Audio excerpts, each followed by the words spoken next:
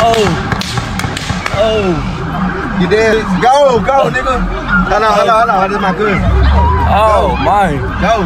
40 in the 9, hit your body, that's a sinner. In my family with the law. Nah, nigga, I ain't kidding them. Boss man, king shit, I'm an outlaw. Sippin' up and live promethazine, no alcohol. Round around the city by my lonely, can't touch me. I'm a big dog. Nigga, you a hush.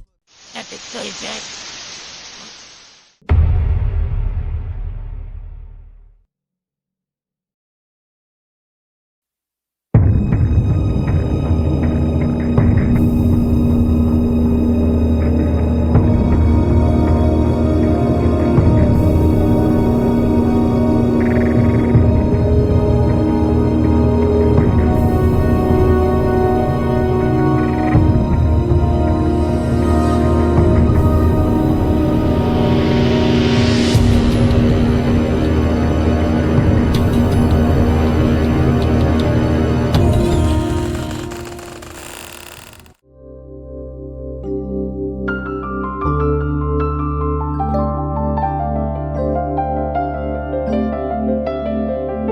A quiet afternoon in Fort Worth, Texas.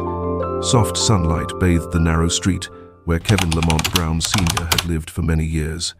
Like every other day, he calmly stepped out of the house after a short phone call with his ex-wife to check the mailbox by the front gate. Just a few steps, a distant car horn, and then 3 deafening gunshots shattered the peaceful air. Kevin collapsed right beside the familiar mailbox. His phone screen still lit up, the call still ongoing. The one listening on the other end of the line was his own son, Braylon Brown Jr., a young rapper, incarcerated, and it was he who had ordered his father's execution from behind bars. The incident sent shockwaves through the Fort Worth community. Kevin, 47, was a gentle father, well loved by his neighbors. No one could have imagined that the one who ended his life would be the very son he had once tried so desperately to save. Braylon, a rapper known in the underground scene by the name Crazy Boy Bray, wasn't just entangled with gang activity. He also carried a deep, festering resentment that had burned inside him for years. The motive behind the killing wasn't money, nor was it gang rivalry. It was something that left the entire community stunned. Kevin had once been romantically involved with a woman who used to date his late eldest son. In Braylon's eyes, that was unforgivable, an unforgivable stain on the family's honor. And the price for that betrayal was death. What truly led to this tragedy? Could Kevin have been saved if someone had paid attention to the early warning signs? Could Braylon's seething rage have been diffused before it turned into spilled blood? Make yourself a cup of tea or coffee and join this channel as we dive deep into every chilling detail of this case. And don't forget to hit like, subscribe, and drop a comment letting me know where you're watching from. That support gives me the motivation to bring you even more haunting and heartbreaking true crime stories. Fort Worth, the 5th largest city in Texas, is known for its peaceful charm, historic streets, and tight-knit community. Yet it was this very place, seemingly safe and serene, that became the backdrop for an unimaginable family tragedy. You dead? Go, nigga. Hold on. This is my cousin. Oh, my. Go. A case with no trace of a stranger breaking in, no familiar motives like money, lust, or power. Instead, it was a story of honor, pride, and a family pushed to the edge by one of their own flesh and blood. It was one of the most violent nights in Fort Worth in recent memory. From the parking lot of this Quick Trip on Brentwood Stair to a house on Novello Drive, 5 shootings over about 6 hours. And I started telling them, like, I can't accept it. I'm not accepting that little girl. And forgive me. I know it's a little girl, but I said, that little girl. Excuse my language, mama. And so you killed people? Yeah, somebody tried to kill me, I'm gonna kill them. Somebody hurt my family, I'm gonna kill them. I'm asking you, have you killed someone? Yeah, I never killed nobody in my life. The victim, Kevin Lamont Brown Sr., was a 47-year-old father, described by neighbors in just 2 words: calm and kind.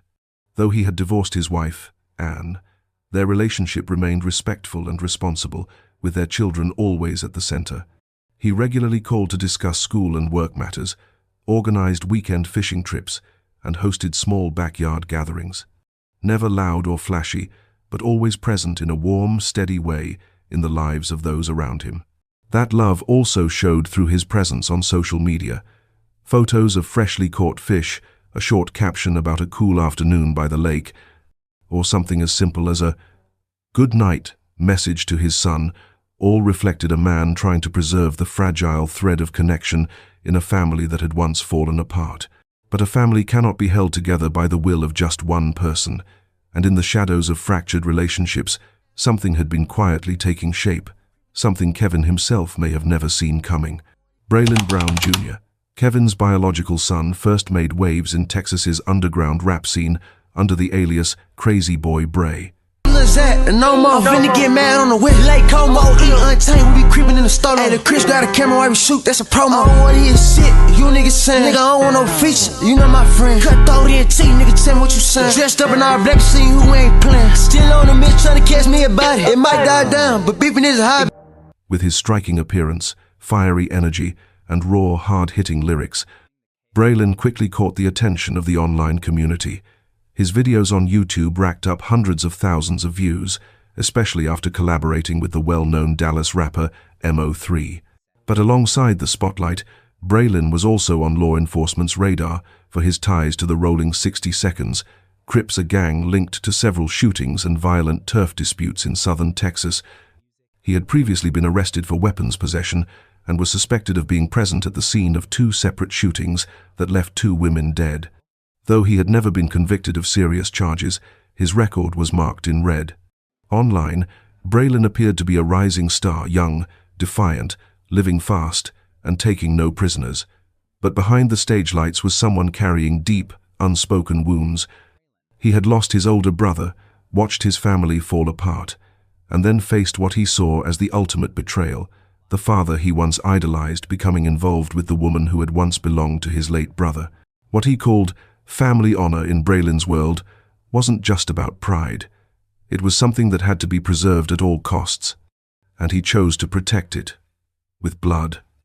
Isso acho que é evidente, não foi por acidente. Já visualiza a estrada da minha cidade, tem de uma Ferrari. Invejoso frustrado se achar de gangue, mas só parece o Bump. Seu rap favorito nas linhas médias, sou igual um meme. Já não nasci pá, isso acho que é evidente, não foi por acidente. Já visualiza a estrada da minha cidade, tem de uma Ferrari. Invejoso frustrado se achar de gangue, mas só parece o Bump. Seu rap favorito nas linhas médias, sou igual um meme. Yeah, BR7, confia. Honey Beach na produção, yeah, muita mídia, fé. Isso acho que é evidente, não foi por acidente. Já visualiza a estrada da minha cidade, tem de uma Ferrari. Invejoso frustrado se achar de gangue, mas só parece o Bump. Seu rap favorito nas linhas médias, sou igual um meme. Já não nasci pá, isso acho que é evidente, não foi por acidente. Já visualiza a estrada da minha cidade, tem de uma Ferrari. Invejoso frustrado se achar de gangue, mas só parece o Bump. Seu rap favorito nas linhas médias, sou igual um meme. Yeah. The relationship between Kevin and Braylon was never deeply bonded, but it wasn't openly hostile either. As a child, Braylon had spent time living with his father, fishing trips, backyard barbecues, memories that lingered somewhere in the background. But after Kevin and Ann divorced, the distance between them grew. Braylon stayed with his mother, while Kevin continued to support him financially, checking in through calls and messages. It was the kind of relationship many divorced fathers try to maintain, not perfect, but well-intentioned. The problems began when Braylon entered his teenage years and slowly sank into street culture. From a quiet boy, he turned into a rebellious young man chasing after the image of tough, ruthless rappers who lived fast, lived hard, and never tolerated being disrespected. At that point, the more Kevin tried to step in, the more Braylon pushed him away. Phone calls grew colder. Words of advice turned into sparks for arguments. Kevin still believed his son was just going through a rebellious phase, that things would eventually settle down. But what he didn't realize was that the distance between them was becoming an abyss. Then came the greatest shock, when Braylon found out that his father was romantically involved with Rebecca Willis. She wasn't just someone who used to be with Braylon's late older brother, she was also the mother of the family's first grandchild. To Kevin, That relationship may have stemmed from loneliness, from a shared sense of loss between two people grieving the same absence. But to Braylon, it was the ultimate betrayal, a slap in the face of family honor. He couldn't accept that woman becoming his father's new girlfriend, Hesnode. And even more unbearable was the idea that his father was replacing his brother in such a way. Ever since he found out, Braylon's demeanor changed drastically. The messages he sent his father turned cold, harsh, even threatening. "I don't want to see you again. You embarrass me. Everyone will know who you really are." Those were the kinds of words Kevin began receiving, scattered between long stretches of silence. Anne Braylon's mother also sensed something was wrong. In one phone call, she told Kevin directly, "He's not okay. I feel like he's going too far." But Kevin, like so many fathers, clung to the belief that his son could never do something truly insane. Sadly, that belief was the only thing he held on to right up to his final day, evening of the 25th of January 2022. Golden sunlight bathed the quiet row of houses on Beacon Way, a peaceful neighborhood in Fort Worth, Texas. Kevin Lamont Brown Sr. had just ended a phone call with his ex-wife. They still kept in touch for the kids, and today was no different. He hung up, sat quietly for a few minutes inside, then stood up, walked toward the front door, the phone still in his hand.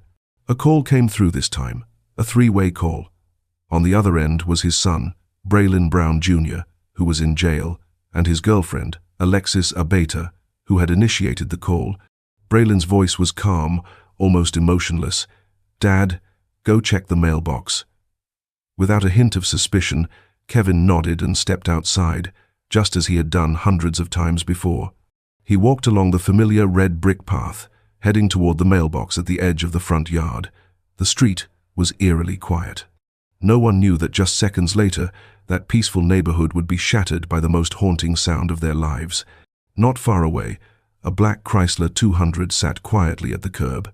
Behind the wheel was Ashlyn Durham. In the back seat, one 9-year-old Damon Man. Cotton gripped a semi-automatic rifle tightly.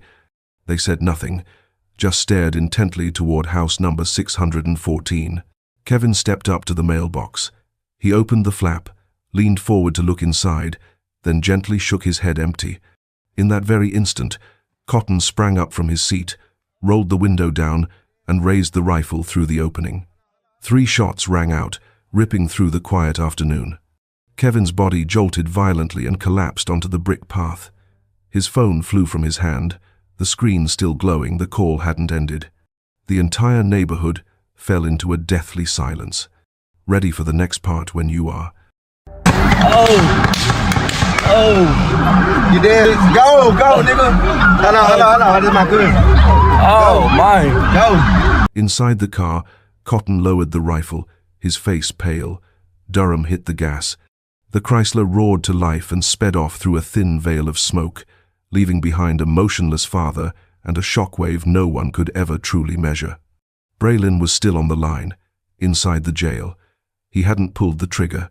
He wasn't even there. But every word, every move, every decision had been orchestrated by him. And in that moment, as the sound of gunfire echoed through his headphones, he may have smiled. Neighbors began to rush out of their homes. A man tending his garden across the street was the first to spot the body. He shouted, panicked, fumbling for his phone. "Someone's been shot, right in front of my house. We need an ambulance right now." Less than 5 minutes later, the first patrol car arrived on scene. A young officer stepped out and immediately saw Kevin lying motionless beside the mailbox, a pool of blood seeping into the cracks of the red brick path. Just a few steps from his hand was his phone still lit up, still connected to the ongoing 3-way call. He stepped back, pulled out the yellow tape, and ordered everyone to keep their distance. Neighbors began to gather, frozen in shock as they realized the victim was Kevin, the man who waved at them every morning as they left for work. No one saw it happen. No shouting, no argument. Everything unfolded in silence, quick, clean, and cold, like it had been orchestrated by a professional hand. It didn't take long for police to realize this wasn't a robbery. This was a hit. And the victim was a father, still on the phone with his son. Immediately after the shooting, The Fort Worth Police Department mobilized a full investigative response. Detectives moved swiftly to secure the scene, collecting bullet casings scattered along the walkway, blood samples, shoe prints, and most notably, the victim's phone. The screen was still lit.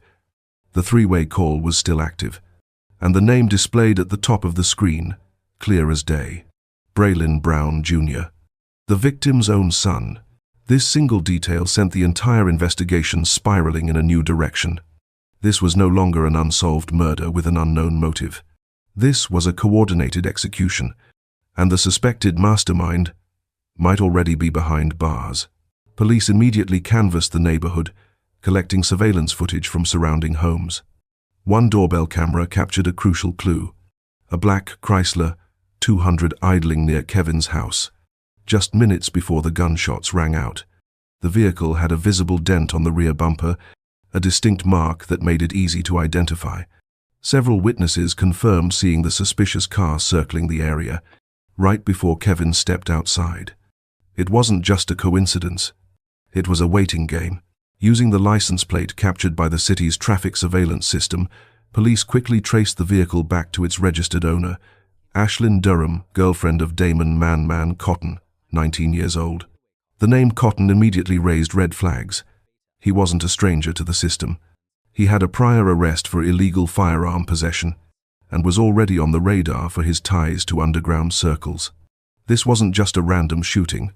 It was starting to look like a targeted hit, planned by people who knew exactly what they were doing. The search warrant for Durham's residence was executed in less than 24 hours. Inside, officers found an empty rifle bag, several shell casings matching those recovered at the scene, and a handwritten letter that raised even more concern. In the letter, Cotton expressed his absolute loyalty to Braylon Brown, stating clearly that he was ready to help his brother no matter the situation. Under the pressure of the evidence, Cotton was the first to crack. In his confession, he admitted to pulling the trigger, saying Braylon had promised him $3,000 to kill Kevin. It wasn't a large sum, but for a broke teenager, easily manipulated and desperate to be recognized in the underground world, it was a trap far too easy to fall into. Ashlyn Durham, the driver that day, admitted she knew her boyfriend was carrying a gun, but claimed she never imagined he would actually fire it. She said she thought they were just going to circle the block to scare someone and then head back.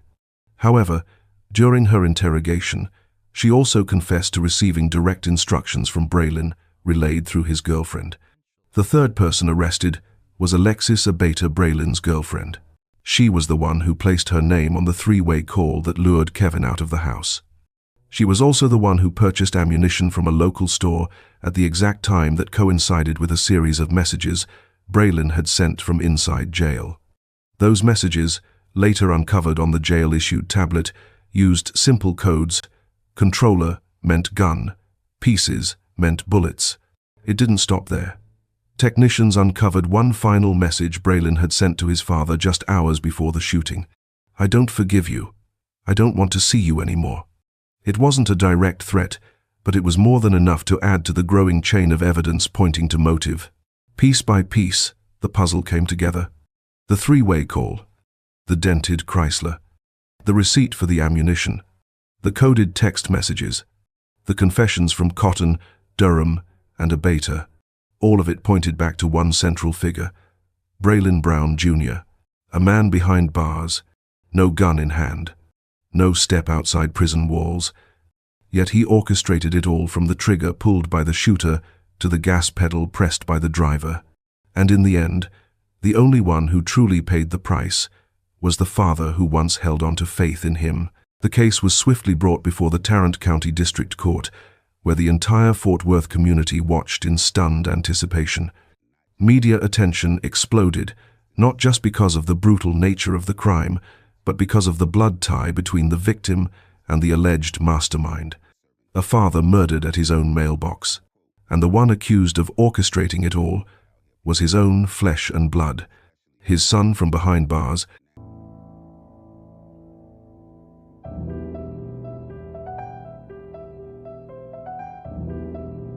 So I said, I talked to men on the phone.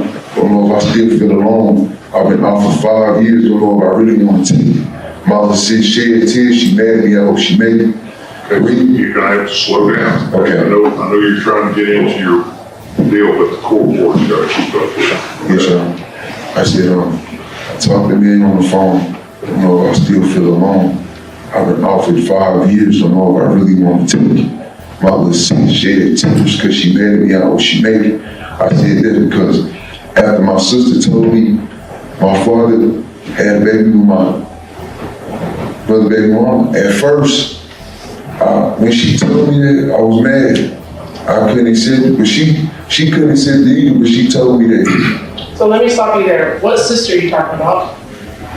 LaWanda Brown.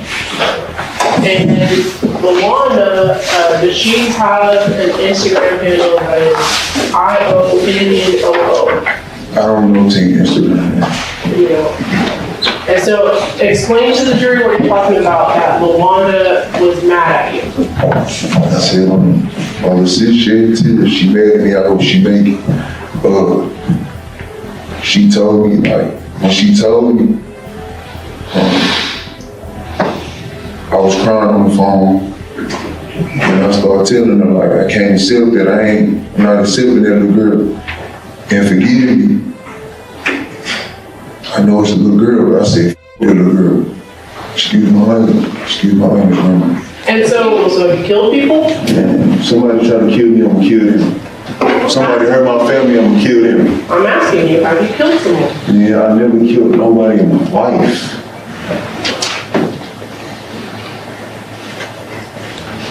Though their cooperation helped them avoid the harshest possible sentences, both Durham and Abeyta still faced severe punishment. The court ruled that while they didn't pull the trigger, they played critical roles in the chain of actions that led to Kevin's death. Their participation wasn't passive, it was instrumental.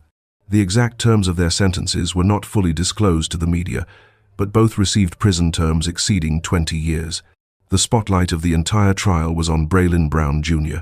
When he was escorted into the courtroom, he showed no emotion. It was the same face the public had seen in his music videos, cold, unreadable, composed as if none of this had anything to do with him. But this time, there was no stage, no background track, only the truth, witnesses, and a 200-page indictment. The prosecution laid out the evidence one by one: call logs, encrypted messages, surveillance footage from the jail, testimonies from the 3 co-conspirators. Each point led to one conclusion. Braylon wasn't just complicit, he orchestrated the entire murder plot. He directed every step, from luring his father outside to the precise timing of the shooting. It was calculated, deliberate, cold. His defense attorney tried to portray Braylon as a broken young man, a product of a fractured home, emotionally scarred after losing his brother, consumed by resentment and a warped sense of honor. But the jury wasn't swayed.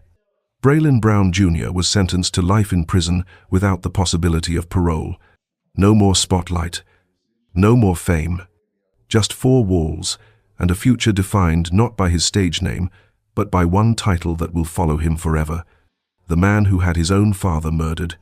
The case may be closed, but the aftershocks continue to echo in the hearts of those who once knew Kevin Lamont Brown Sr. and his family. The man who was once called the kindest dad on the block is now only remembered through tears. He didn't die from an accident. He wasn't taken by illness. He was taken by the very thing he tried to fight his whole life: the hatred that had grown inside his own son. Braylon, the boy Kevin once taught how to fish, the son he used to send good-night messages to every night, is now condemned to spend the rest of his life behind bars. But what broke hearts the most wasn't the life sentence. It was his silence. No apology, no tears, not even a flicker of remorse. Just a cold, empty stare, as if nothing had been lost at all. A shattered family, 2 grandchildren growing up without their grandfather. A mother who had to bury one son, then watch the other be locked away forever. And in the neighborhood, no one dares to walk past the red mailbox where Kevin fell that day. They say every time they see it, they still hear the echoes of those 3 gunshots, a sound that never truly faded. The Fort Worth community held a candlelight vigil in memory of Kevin. On forums and social media, people shared old photos of him paired with heartbreaking captions. He just wanted his kids to live a good life. A father died because of trust no one could break in time. And perhaps that is what makes this case so haunting. Kevin believed in his son even in his final moments. But sometimes, trust isn't enough to save someone already lost in the dark. Never forget, evil doesn't always come from strangers. Sometimes, it grows right inside the place we thought was the safest, our own home. Drop a comment and let me know where you're watching from. And don't forget to like and subscribe so we can uncover even more haunting, tragic, true crime stories together. Because sometimes, the truth is more terrifying than any script ever written.